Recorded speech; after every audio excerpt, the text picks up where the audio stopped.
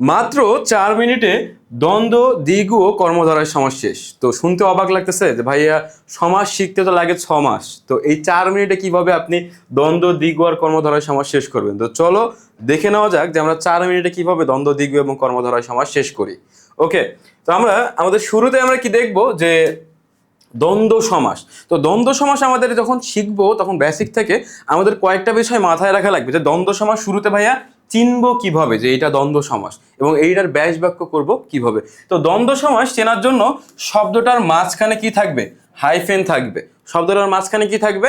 Hyphen থাকবে। এবং দ্বন্দ্ব সমাসে উভয় পদেরই সমান গুরুত্ব থাকবে, অর্থাৎ একটা পদ ছাড়া আরেকটা পদ কখনোই সম্ভব হবে না।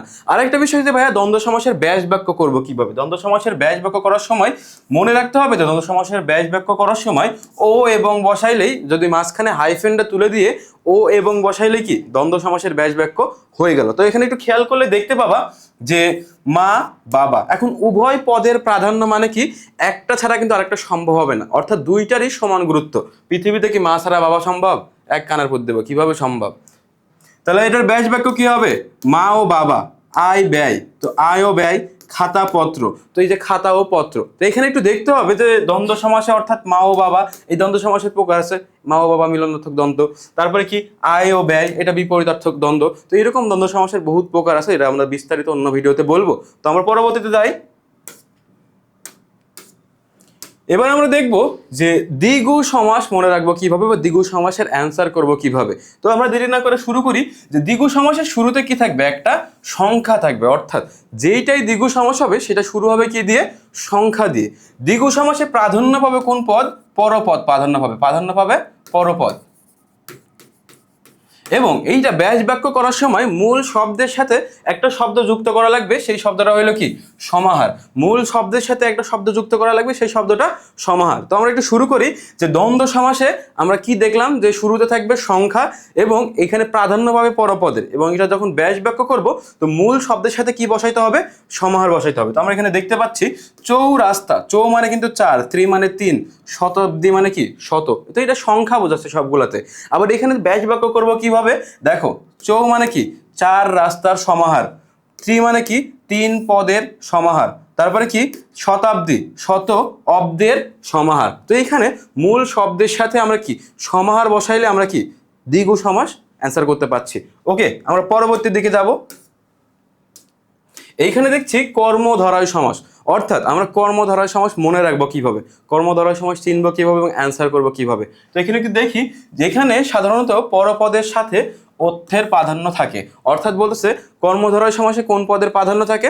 পরপদের প্রাধান্য থাকে। হয় কারোর সাথে তুলনা হবে, না হয় দোষ গুণ বোঝাবে। অর্থাৎ কর্মধারয় সমাসে কি বোঝাবে?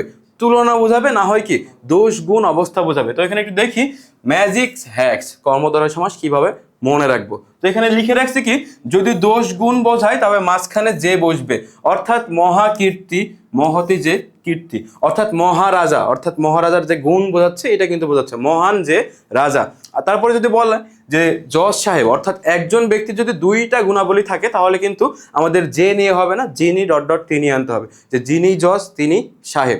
পরবর্তীতে একটু দেখবো যদি সরাসরি তুলনা বোঝায় তাহলে কি হবে? শেষে ন্যায় বসবে।